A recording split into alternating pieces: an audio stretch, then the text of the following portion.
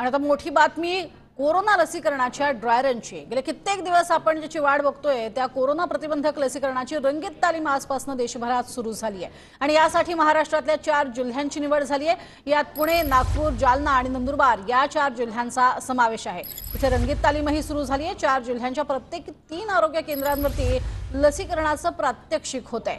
प्रत्येक आरोग्य केंद्रावरती 25 जणांची निवड करण्यात आली आहे। मात्र त्यांना प्रत्यक्षात कोरोना प्रतिबंधक लस टोचली जाणार नाहीये।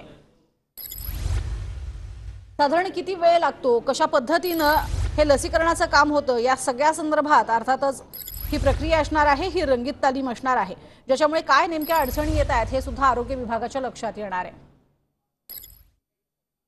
राज्यात कुठे कुठे ड्राय रन होते ते आपण बघतोय। पुणे जिल्हा रुग्णालय, औंध प्राथमिक आरोग्य केंद्र माण, तसंच पिंपरी चिंचवड महापालिका क्षेत्रातील जिजामाता रुग्णालय या पुण्यातल्या 3 ठिकाणी ड्राय रन होते। तर नागपूर जिल्ह्यातल्या डागा रुग्णालय, ग्रामीण रुग्णालय कामठी या ठिकाणी रंगीत तालीम सुरू झाली आहे आणि नागपूर महापालिकेचं शहरी प्राथमिक आरोग्य केंद्र या ठिकाणी रंगीत तालीम सुरू झाली आहे। जालना जिल्हा रुग्णालय जालना आणि उपजिल्हा रुग्णालय अंबड या ठिकाणी ही ड्राय रनला सुरुवात झालेली आहे। तर बदनापूर तालुक्यातल्या शेळगाव प्राथमिक आरोग्य केंद्रात सुद्धा ड्राय रनला सुरुवात झाली आहे। नंदुरबार जिल्हा रुग्णालय, नंदुरबार प्राथमिक आरोग्य केंद्र आष्टे आणि नवापूर उपजिल्हा रुग्णालय या ठिकाणी सुद्धा नंदुरबार जिल्ह्यामध्ये ड्राय रनला सुरुवात झाली आहे। आता पाहणार आहोत कशा पद्धतीने हा ड्राय रन असणार आहे, एक प्रकारे ग्राफिक्सच्या माध्यमातून।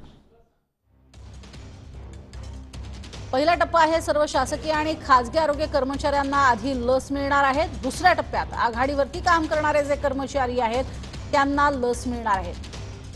तसंच दुसऱ्या टप्प्यात पोलीस, तसंच आपत्ती व्यवस्थापन आणि महापालिका कर्मचारी यांना सुद्धा लस दिली जाणार आहे। तर तिसऱ्या टप्प्यात 50 वर्षांवरच्या लोकांना ज्यांना गरज आहे अशा सर्वांना लस दिली जाणार आहे। तिसऱ्या टप्प्यातच इतर आजार असणारे जे 50 वर्षाखालचे लोक आहेत आणि गंभीर आजार आहेत अशांना सुद्धा लस दिली जाणार आहे।